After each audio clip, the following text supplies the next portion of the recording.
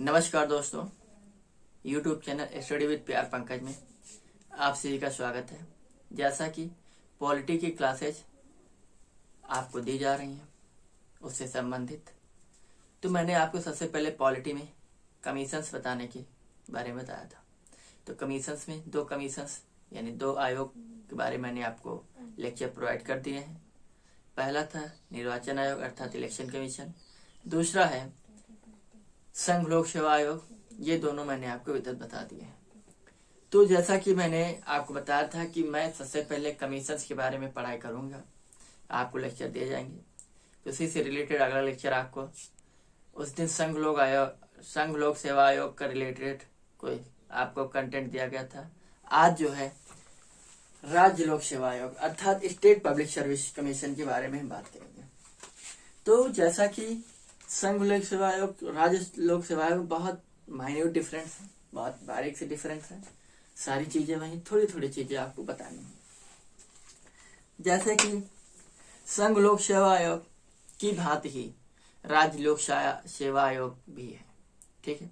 वो भी भाग 14 से अनुच्छेद 315 से 323 तक जिक्र था उसमें भी। इसमें भी भाग 14 में ही आर्टिकल 315 से 323 तक पूरा जिक्र किया गया। सारे आर्टिकल्स वही हैं, सारी चीजें वही हैं, सिर्फ फर्क इतना है यहाँ पर संघ लोक सेवा आयोग है, वहां पर सिर्फ और सिर्फ हमें राज्य लोक सेवा आयोग करना है।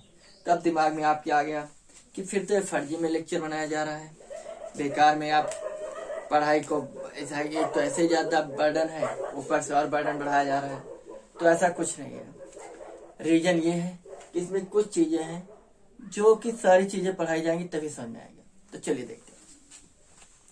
अगर बात की जाए राज्य लोक सेवा आयोग की संरचना की, तो संरचना में मैंने वहां पर संघ लोक सेवा आयोग में बताया था कि वहां पर जितने भी सदस्य होंगे, जो भी अध्यक्ष होगा, उनकी नियुक्ति राष्ट्रपति करेगा। यहाँ पर जितने भी सदस्य और अध्यक्ष होंगे, इन सभी की नियुक्ति राज्यपाल करेंगे। कौन करेगा? राज्यपाल। लेकिन यहाँ पर भी संविधान में इस बात का विधिवत तरीके से नहीं बताया गया कि कितने सदस्य होंगे। तो ये राज्यपाल पर डिपेंड करता है कि कितने सदस्य होंगे। तो आज तक राज्यपाल ने टोटल 9 से 11 सदस्य टोटल नियुक्त किए गए हैं। वैसे ही 9 से 11 टोटल सदस्य नियुक्त किए जाएंगे। तो अध्यक्ष को लेकर 9 से 11 सदस्यों की कमेटी होती है राज्य लोक सेवा आयोग की। वैसे ही संघ लोक सेवा आयोग की भी थी, ठीक है। दूसरी चीज, इनकी योग्यता के बारे में कोई जिक्र नहीं किया गया है। इनकी जो योग्यता है, अगर बात योग्यता की जाए तो योग्यता के बारे में बताया गया है कि कम से कम 9 से मान लो 9 या 11 या 10 जितने भी सदस्य हों, इनमें से कम आधे जो सदस्य हैं, कम से कम आधे, सपोज 9 है तो 4 या 5, 11 है तो 6 या 7, ठीक है। 11 है तो 5 या 6, ठीक है। तो इनमें से आधे सदस्य कम से कम, चाहे राज्य लोक सेवा आयोग या संघ लोक सेवा आयोग के अधीन कम से 10 साल का उनका एक्सपीरियंस होना चाहिए। तो वही लोग राज्य लोक सेवा आयोग के सदस्य के रूप में नियुक्त किए जाएंगे। और ये राज्यपाल पर डिपेंड करेगा कि राज्यपाल जी किसको नियुक्त करते हैं। दूसरी चीज कि कार्यकारी अध्यक्ष किसे बनाया जाएगा। दूसरी चीज, कार्यकारी अध्यक्ष तभी बनाया जाएगा जब सपोज दैट अध्यक्ष का पद रिक्त हो किसी कारणवश। तो जितने भी सदस्य हैं, उन्हें 9 से 11 के बीच में जो भी सदस्य हैं, उन्हीं में से किसी एक सदस्य को राज्यपाल जी अध्यक्ष, कार्यकारी अध्यक्ष बना देंगे। दूसरी चीज, कब तक रहेगा? जब तक कोई भी व्यक्ति अध्यक्ष बन के नियुक्ति न हो जाए या जब तक वो अपने पद को संभाल न ले, तब तक वो सदस्य कार्यकारी अध्यक्ष के रूप में कार्य करेगा। इतनी बात समझ में आई। दूसरी चीज ये है कि इनका कार्यकाल का होगा। मैंने आपको बताया था कि यूपीएससी यानी यूनियन पब्लिक सर्विस कमीशन अर्थात संघ लोक सेवा आयोग में क्या था, 6 वर्ष या 65 वर्ष की आयु या 6 वर्ष का कार्यकाल के दौरान वो अपने पद पर बने रहेंगे। वैसे ही यहाँ पर 62 वर्ष की उम्र हो, 62 वर्ष की उम्र तक या फिर 6 वर्ष के कार्यकाल होगा। कार्यकाल सेम है, 6 वर्ष ही है, लेकिन जो उम्र है यहाँ पर 62 है। पहले ये उम्र 60 साल थी। कितनी थी? 60 साल तक। लेकिन 41वें संविधान संशोधन 41 अमेंडमेंट के तहत ये उम्र 60 से 62 है। तो ये बात समझ में आई आपकी?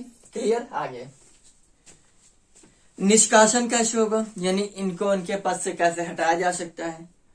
एक चीज, यही मेन पॉइंट है, हटाया जाए। आपको मैंने बताया नियुक्ति तो राज्यपाल जी करेंगे, लेकिन राज्यपाल को संविधान के द्वारा यह शक्ति नहीं दी गई है कि वो राज्य लोक सेवा आयोग यानी एसपीएससी के सदस्यों को निलंबित कर सके या उनके पद से उन्हें हटा सके। ठीक है, हटाने का अधिकार यानी निष्कासन का अधिकार केवल और केवल राष्ट्रपति जी को है। इसको नियुक्ति राज्यपाल करेंगे। 9 सदस्य, 10 सदस्य, 11 सदस्य, जितने भी सदस्य होंगे उन सभी सदस्यों की नियुक्ति राज्यपाल जी करेंगे, और जो भी शर्तें हैं, जो भी योग्यता है उनके आधार पर। ठीक, लेकिन जो निष्कासन की प्रक्रिया है वो केवल और केवल राष्ट्रपति जी करेंगे। कैसे? पहला यह है कि वो या तो दिवालिया न हो, कोई भी सदस्य या अध्यक्ष दिवालिया न हो। दूसरा, मानसिक रूप से या शारीरिक रूप से असक्षम न हो। ठीक है। तीसरा यह है कि वो अपने पद के दौरान किसी दूसरे नियोजन के वेतन से संबंधित न हो, अर्थात जैसे आप यहाँ के सदस्य तो हैं, प्लस कहीं दूसरे जॉब में लग जाए या कहीं दूसरे ब्राइब भ्रष्टाचार से संबंधित कहीं केस न लग जाए, ये सारी चीजें। क्लियर? 3 तो ये हो गए। पहला, दिवालिया नहीं होना चाहिए, दिवालिया। दूसरा, शारीरिक गलत हो गया, शारीरिक या मानसिक रूप से असक्षम नहीं होना चाहिए। दूसरा है कि किसी भ्रष्टाचार में लिप्त नहीं होना चाहिए, भ्रष्टाचार में लिप्त नहीं होना चाहिए। आ गया। चौथा, कदाचार के रूप में, ठीक। अब कदाचार क्या होता है? अगर किसी भी सदस्य या अध्यक्ष के ऊपर कदाचार का आरोप लग गया तो उस आरोप को सिद्ध करने के लिए राष्ट्रपति जी सबसे पहले जो भी मामला होगा उसको सर्वोच्च न्यायालय में भेजेंगे, अर्थात सुप्रीम कोर्ट में। जैसे संघ लोक सेवा आयोग मैंने बताया था, वैसे राज्य लोक सेवा आयोग में भी है। वहां पर अगर वो कदाचार जो भी आरोप लगा है वो सही सिद्ध साबित होता है तो फिर राष्ट्रपति जी बाध्य हैं उस सदस्य को उसके पद से निष्कासित करने के लिए। इस दौरान जितना भी समय सर्वोच्च न्यायालय में कदाचार या किसी गलत काम को लेकर जो कार्यवाही चल रही है, इस कार्यवाही के दौरान राज्यपाल जी, ध्यान सुनिएगा, बहुत इंपॉर्टेंट पॉइंट है, राष्ट्रपति निष्कासित करने का अधिकार राष्ट्रपति को इन चारों प्रक्रिया में।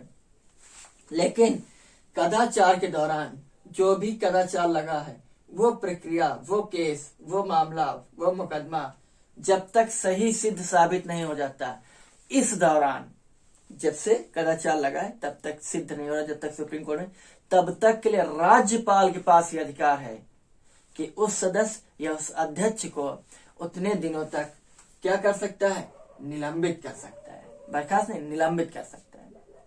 ठीक, आया सामने। दूसरी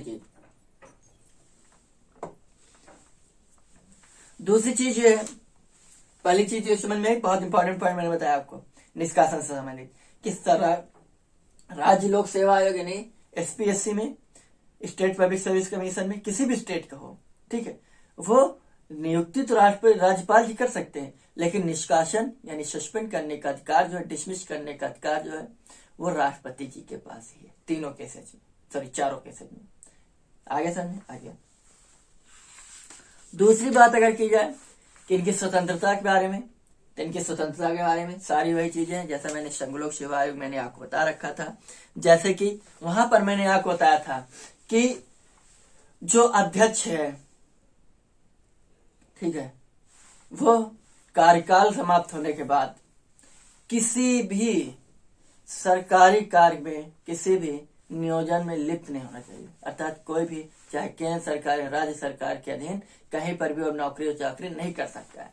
लेकिन यहाँ पर जो राज्य लोक सेवा आयोग का अध्यक्ष है, ये पद से नियुक्त होने, पद से रिटायर होने के बाद, ठीक है, ये स्टेट में यूपीएससी में अध्यक्ष बनने के काबिल होते हैं। क्लियर। दूसरा, जो भी सदस्य होंगे वो सारे सदस्य रिटायरमेंट के बाद चाहे केंद्र में या राज्य में वो अध्यक्ष बनने के अधिकारी रहेंगे।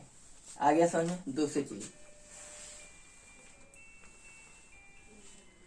दूसरी चीज ये है कि जो SPSC, state public service commission के आयोग के अध्यक्ष या सदस्य कार्यकाल के बाद पुनः नियुक्त नहीं किए जा सकते, यानी दोबारा कार्यकाल के लिए वो योग्य नहीं है। आगे समझ में, इतना समझ में आया। दूसरा, इनके कार्य क्या है? इनके कार्य वही जैसे मैंने संघ लोक सेवा आयोग में आपको बताया था कि ये निष्पक्ष तरीके से मेरिट के आधार पर भर्ती कराए सिविल सेवकों की। ठीक। दूसरी चीज, ये निंदा प्रस्ताव को रोक सकते हैं, वेतन वृद्धि को रोक सकते हैं, पदोन्नत को रोक सकते हैं, एक स्टेट से दूसरे स्टेट में तबादला कर सकते हैं। ये सारी इनके कार्य होते हैं। ठीक है। दूसरी चीज, अगर देखें इनकी सीमाएं क्या है, सीमाएं बहुत पूछा जाता है, ध्यान से लिख लीजिए आप अपने नोटबुक में। सीमाएं क्या होती हैं? सीमाएं यही है कि जो क्या बोलते हैं, अनुसूचित जाति से संबंधित किसी भी केस में इनके पास कोई शक्ति नहीं होती। ठीक है। किसमें? अनुसूचित जनजाति से संबंधित पिछड़ी जातियों की नियुक्तियों या पदों के आरक्षण के मसले पर ये किसी प्रकार कोई हस्तक्षेप नहीं कर सकते हैं। ठीक है। बल्कि सेवाओं व पदों पर नियुक्ति के लिए अनुसूचित जाति और अनुसूचित जनजाति के दावों को ध्यान में रखने के मसले पर, आगे समझिए, पिछड़ी जाति या अनुसूचित जनजातियों से संबंधित किसी भी मसले में इनका किसी प्रकार कोई हस्तक्षेप नहीं होना चाहिए। अगला आयोग संयुक्त राज्य लोक सेवा आयोग। संयुक्त राज्य लोक सेवा आयोग को जो पे पड़ गए, चलिए देखते हैं। पहले तो ये समझ लो जो आर्टिकल्स मैंने आपके लिए लिख रखे हैं। पहला, राज्य लोक सेवा आयोग जो है, आर्टिकल संघ लोक सेवा आयोग और राज्य लोक सेवा आयोग का आर्टिकल सेम है। 315 से 323 तक पूरा जिक्र कर दिया गया है। 315 में संघ या राज्य लोक सेवा आयोग का वर्णन किया गया है। ठीक है। वहीं पर आर्टिकल 316 में इनकी नियुक्ति तथा कार्यकाल के बारे में बताया गया है कि इनकी नियुक्ति कौन करेगा, इनका कार्यकाल कितने वर्षों तक, 65 वर्ष, 62 वर्ष, ये 6 वर्ष, 5 साल, जो भी होगा। ठीक है। दूसरी चीज, इनकी बर्खास्तगी और निलंबन। बर्खास्तगी यानी होता है डिसमिस, या निलंबन यानी सस्पेंडेड। सस्पेंड का अर्थ ये होता है कि जब तक कुछ समय के लिए आपको पद से हटा दिया जाए, वो जैसे कदाचार का मामला है, ठीक है, तो उस दौरान आपको आपके पास से हटा दिया गया, मामला साल हो गया, आप पुनः अपने पद पर आकर काम कर सकते हैं। बल्कि बर्खास्तगी मतलब आप सस्पेंड हो गए, डिसमिस हो गए, फिर आप दोबारा उस जॉब में नहीं आ सकते। दूसरी चीज, आर्टिकल 318 सेवा शर्त, लोक सेवा आयोग के सेवा शर्तों से संबंधित नियम बनाने की शक्ति कही गई है। वहीं आर्टिकल 319 में जितने भी लोक सेवा आयोग के सदस्य हैं उनकी समाप्ति के पश्चात पद पर बने रहने पर रोक लगाई गई है। दूसरी चीज, पीएससी यानी लोक सेवा आयोग के कार्य के बारे में बात की गई, कौन कौन से कार्य कर सकते हैं, कौन कौन से कार्य करने की इनकी शक्तियां दी गई हैं। दूसरी चीज, 321 में लोक सेवा आयोग के कार्यों को विस्तारित करने की शक्ति दी है कि इनके पास जो भी शक्ति है उनका विस्तार पूर्वक तरीके से इस्तेमाल कर सकते हैं। वहीं पर 322 में लोक सेवा आयोग के खर्च के बारे में बताया गया है। इनके खर्च जो है, संघ लोक सेवा आयोग का खर्च केंद्र की संचित निधि से, इनके राज्य की संचित निधि से होगा। क्लियर। अगला 323 में प्रतिवेदन मतलब किसी व्यक्ति के अपना अगर कोई विवाद है तो उसको वो सोल्यूशन वगैरह यानी के लिए जो भी प्रक्रिया होगी वो 323 के तहत होगी। क्लियर। आ गया। सेम आर्टिकल सेम ही है, तो यही सेम है संयुक्त लोक सेवा आयोग में भी, तो वहां पर मैं नहीं लिखूंगा। लेक्चर बेकार में लंबा करना कोई बुद्धिमानी नहीं होती है, क्योंकि वैसे मुझे पता है आप बहुत व्यस्त आदमी, आपके पास टाइम है नहीं। ठीक है। आपसे ज्यादा व्यस्त आदमी इस दुनिया में कोई बना ही नहीं। तो राज्य लोक सेवा आयोग, संघ लोक सेवा आयोग के बाद संयुक्त लोक सेवा आयोग, अब आपके दिमाग में आ रहा संयुक्त लोक सेवा आयोग क्या चीज है? चलिए देखते हैं इसकी कहाँ जरूरत पड़ेगा भैया। संयुक्त लोक सेवा आयोग, अगर बात की जाए संयुक्त लोक सेवा आयोग की, तो संयुक्त लोक सेवा आयोग जो है यह 2 या इससे अधिक राज्यों के लिए संविधान में 2 या 2 से अधिक राज्यों में संविधान के द्वारा संयुक्त लोक सेवा आयोग का जिक्र किया गया है। बात है 1966 के समय, जब पंजाब से हरियाणा को अलग किया गया, तो उस समय लोक सेवा आयोग यानी राज्य लोक सेवा आयोग केवल काम नहीं कर सकता था, इसलिए एक ऐसा आयोग बनाने की जरूरत पड़ी जिसका नाम है संयुक्त लोक सेवा आयोग। सारी शर्तें सेम है, उतने ही सदस्य इसमें भी होते हैं, अध्यक्ष होता है, ठीक है, प्लस 62 वर्ष उम्र तक या 5 वर्ष के कार्यकाल तक ये अपना कार्यभार संभाल सकते हैं। 6 वर्ष कार्यकाल 6 ही वर्ष रहेगा, ठीक है, चाहे उम्र 65 संघ लोक सेवा आयोग उम्र कार्यकाल 6 ही वर्ष का सभी में है, बशर्ते कि संघ लोक सेवा आयोग 65 वर्ष है, बल्कि राज्य लोक सेवा संयुक्त लोक सेवा आयोग में 62 वर्ष। ठीक, दूसरी चीज ये इसका गठन, जो आयोग का भी जो गठन है, ये विधानमंडल के आग्रह से संसद द्वारा किया गया कि भाई प्रॉब्लम क्रिएट हो गई जब पंजाब से हरियाणा अलग हुआ, तो ये कहा गया कि लोक सेवा आयोग इतनी जल्दी आप क्रिएट कर नहीं सकते, इसलिए एक ऐसा आयोग बनाइए जो दोनों को संभाल सके। तो इसलिए संयुक्त लोक सेवा आयोग की जरूरत पड़ी और संयुक्त लोक सेवा आयोग का गठन किया गया। वैसे जब भी कोई एक स्टेट से 2 स्टेट होते हैं तो उस समय संयुक्त लोक सेवा आयोग की जरूरत पड़ती है, तो वो राज्यपाल पर डिपेंड करता है, राज्यपाल पर डिपेंड करता है, राष्ट्रपति पर नहीं, ठीक है। सॉरी, इनकी नियुक्ति संयुक्त लोक सेवा आयोग में नियुक्ति राष्ट्रपति करते हैं। सिंपल चीज है, संयुक्त लोक सेवा आयोग है तो संयुक्त लोक सेवा आयोग में अब 2 स्टेट होंगे, 2 से अधिक भी स्टेट हो सकते हैं, तो किस स्टेट का मुख्य राज्यपाल करेगा, तो इसलिए किसी प्रकार का कंफ्यूजन न हो, तो इसलिए राष्ट्रपति जी करते हैं। संघ लोक सेवा आयोग प्लस संयुक्त लोक सेवा आयोग दोनों की नियुक्तियां राष्ट्रपति जी करेंगे। क्लियर, आगे इतना समझ। बाकी निष्कासन राष्ट्रपति जी करेंगे ही, सेम निष्कासन करने का सेम प्रोसेस वही है, ठीक है। भ्रष्टाचार, कदाचार और मानसिक या शारीरिक रूप से असक्षम और दिवालिया, ये सारी चीजें अगर हैं तो व्यक्ति को उन्हीं सदस्यों को निलंबित किया जा सकता है और ये निष्कासित किया जा सकता है, और ये अधिकार राष्ट्रपति जी के पास है। ठीक, दूसरी चीज ये है कि संघ लोक सेवा आयोग राज्यपाल के अनुरोध व राष्ट्रपति की संस्तुति के बाद राज्य की आवश्यकता अनुसार भी कार्य कर सकता है। ठीक, आगे समझे। दूसरी चीज तो ये थी, और ये जो संयुक्त लोक सेवा आयोग, संघ लोक सेवा आयोग और राज्य लोक सेवा आयोग संवैधानिक आयोग है, मैंने आपको बताया था कॉन्स्टिट्यूशनल बॉडीज हैं, बल्कि संयुक्त लोक सेवा आयोग जो है सांविधिक अधिकार है, सांविधिक आयोग है, सांविधिक। अब आपके दिमाग में आ गया सांविधिक क्या होता है। सांविधिक को इंग्लिश बोलते हैं स्टैट्यूटरी। ठीक, सांविधिक अधिकार आयोग वह होता है जो संविधान, मूलभूत संविधान में जिसका जिक्र ना हो, बाद में किसी संशोधन के तहत या किसी विधानमंडल या संसद सदन के तहत जोड़ दिया गया है, ऐसे आयोग को सांविधिक आयोग बोलते हैं। क्लियर। तो संयुक्त लोक सेवा आयोग कैसा आयोग है, सांविधिक आयोग है। ठीक है, इतना समझ में आया। बल्कि संघ लोक सेवा आयोग, राज्य लोक सेवा आयोग संवैधानिक आयोग है। आगे समझ में, गुड। तो ये रहे संघ लोक सेवा आयोग, राज्य लोक सेवा आयोग प्लस संयुक्त लोक सेवा आयोग। आके समझ में आ गए। ठीक है, आप कमेंट्स के माध्यम से बताइएगा। प्लीज लाइक, सब्सक्राइब और शेयर अगर करते रहिए यार, ज्यादा से ज्यादा सब्सक्राइब करवाइए और ज्यादा से ज्यादा इसका प्रचार प्रसार करिए। आपके दम पर है सब कुछ। ठीक है, तो आज के लिए इतना है। आप सभी का बहुत बहुत धन्यवाद। Thank you. जय हिंद, जय भारत।